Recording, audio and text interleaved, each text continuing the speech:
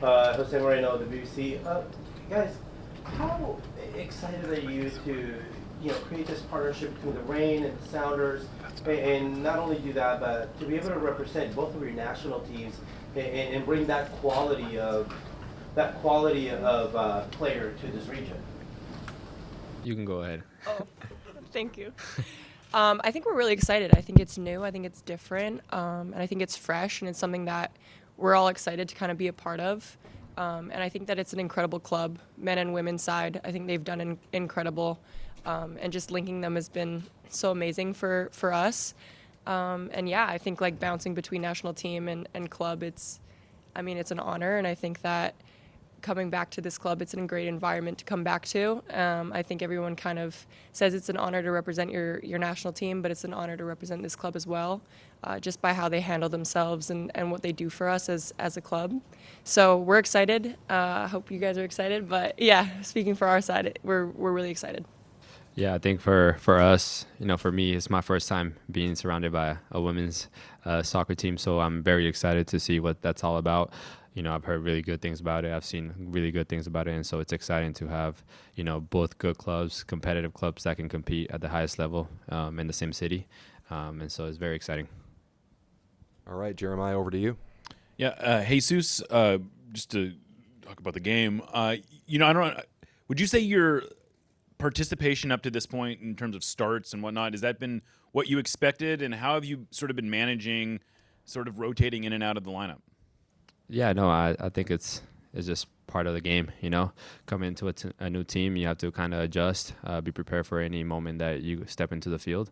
And so for me, I'm enjoying every moment, getting less minutes, getting more minutes. That for me, that's not my focus right now. My focus right now is to learn about the team, get to know all my teammates in a very good basis. So then whenever I go into the field, I can perform and help the team.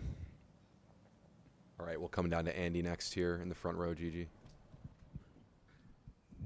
Andy Amash, Seattle Times. Jordyn, for you as a player, what's changed the most since kind of this merger happened last year? What are the biggest differences from how it was before to how it is now?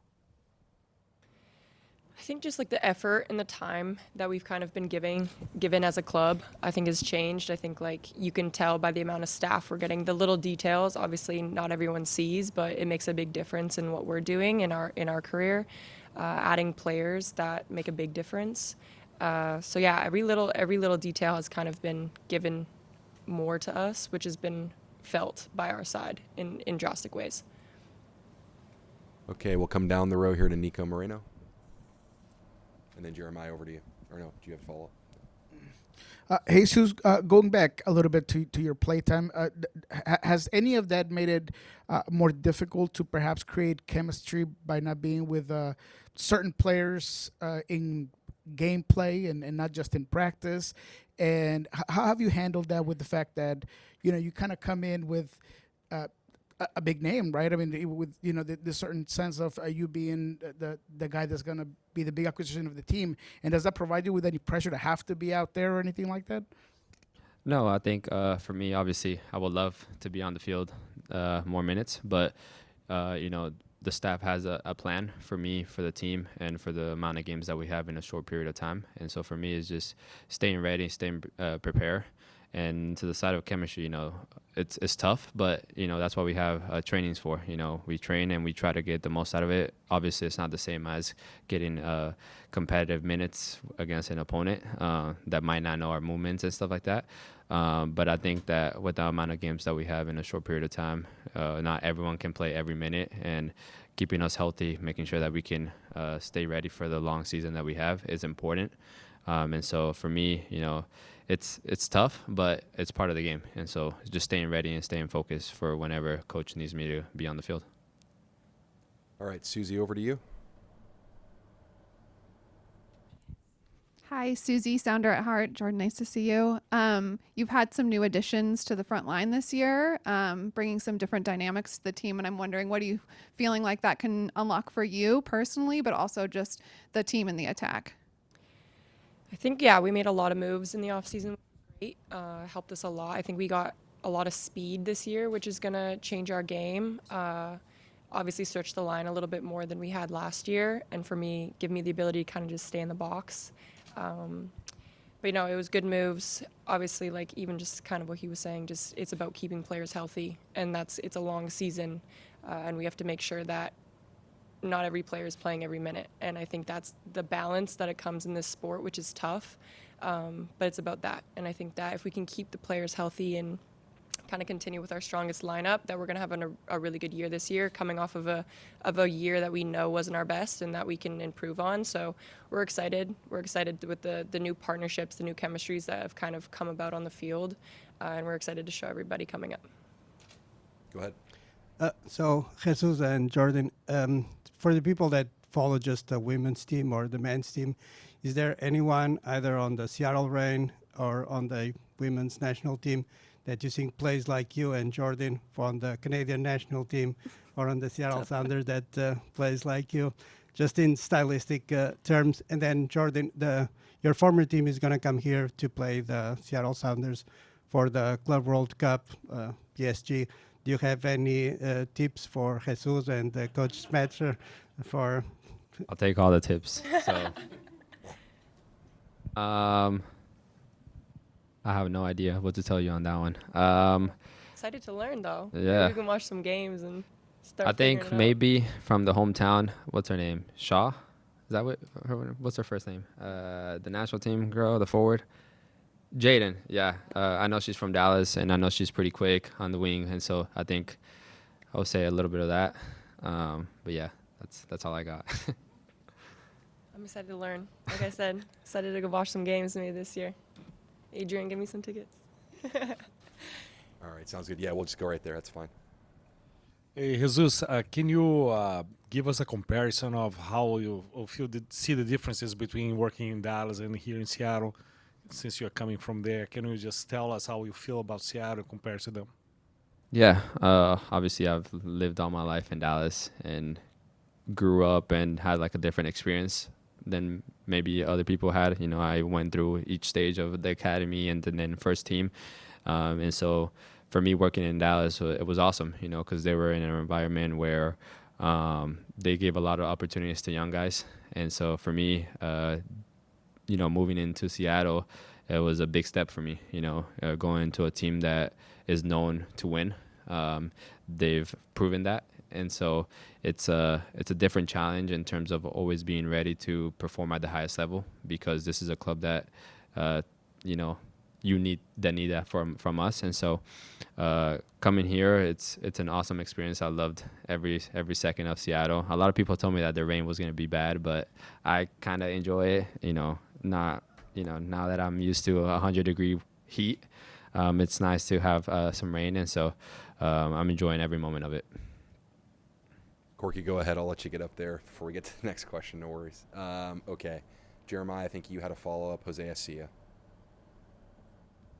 Yeah, Jordyn, this is kind of a strange time in the politics of Canada and the United States, and I'm just kind of curious how you have been dealing with that and sort of like how you mentally compartmentalize kind of all that's going on right now. Yeah, I mean, it's crazy. Everything going on, it's a lot, but I think we just have to focus on what we're here to do. Obviously, I'm from Canada, but playing in America, so it's a little bit of dual things. But yeah, just honestly not much. I just chat with my family every once in a while to make sure that they're good and that they're feeling okay, and that's all I can really do. And then I'm here to play soccer, so that's also what I do. But yeah, politics, not really my thing. All right, Jose. Both of you have the privilege of representing your national teams at your particular countries. What do you think is expected of you as you step back from national team duty onto your club team that has made you successful not just at the national level, but at your club level? You want me to go? I think it's important to keep the same mentality that gets you to the national team. I think performing at a club level gets you the opportunity to perform at a national team level. And so I think what gets you there is those little things, making sure that you're training every time at 100%. I know sometimes it's difficult whenever you have trainings every day and it's kind of repetitive, but this is what we're meant to be doing. This is what we do for a living, and so making sure that you can stay positive every time and do it at 100%, because something that gets you there, that's what works. And so kind of do what works for you and staying positive. I think a lot of people kind of don't do what they need to do to make it. And so doing the little things, the rehab and staying overtime, do the extra shooting, I think that's what makes you a better player, and that gives you the opportunity to represent your national team. Yeah, I'd agree. I think while balancing both of them too, you get a lot less off time than a lot of other players as well. You're balancing two jobs basically at once. And I think it's like that balance of looking after your body. You have to do that extra work, that extra recovery to make sure that you are at your best, whether you're with national team, with club. You're going on 28-hour travel days sometimes, coming home and having 2 days before a game. So it's like, how can you get your body back to where it needs to be to perform for your club and your national team all at once? So I think that's a big balance as well, and it comes from the club too, to how can we support them in the best ways possible to make sure that their bodies are ready to give us what they need to give us in these games. So it's a balancing act. I think it's very different than a player who just plays for club, at least on the women's side, and they do really well with it. I think they're very aware of it, and they are able to give us off days when we need it, or give a little bit of support and help when we need the recovery, or able to tell us to push a little bit harder when it's just time to grind it out. And I think that's the balance of it too. It's just like a fun little balancing act. Still have one, Nico? Yeah. Let's bring the mic to you.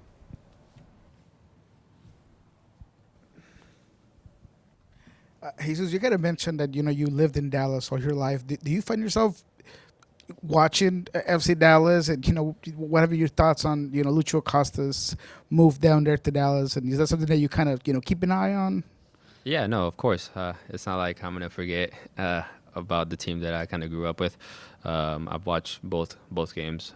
I love keeping up with them. That's kind of my hometown club, and so I'm glad that they're getting top players like Lucho. We know what he can do and what he can bring of his experience in the league, and so it's awesome what they're building there. But yeah, no, I still keep an eye there. But I got a new home now, so. Thanks. Miss anybody? Sure, we'll take one more. So, Jordyn, having played in Europe and then moving back to the American continent, how do you find the level of competition across continents? Because obviously you played League One, but you also played UEFA. How is that matchup? Because traditional, we think that Europe is stronger on the men's side, but we think that on America is stronger on the women's side. How do you find that? I just think that they're different leagues. I feel like Europe for women is very technical, slows the game down, kind of possesses the ball a lot more, tries to break teams down that way, and America's very transitional and quicker and faster. So they're just very different games. It's hard to compare them, and I think that's why Women's World Cups are so exciting, because different countries, different continents bring different things. Even like getting African teams involved too, they bring a different identity. So I think that's what makes it so exciting, is that you never really know how it's going to turn out, because it's two very different styles of play kind of clashing. And I'd say that's what it is. I think that the American side is starting to add a little bits of the European side as well slowly. But yeah, I think it's just very different styles of play.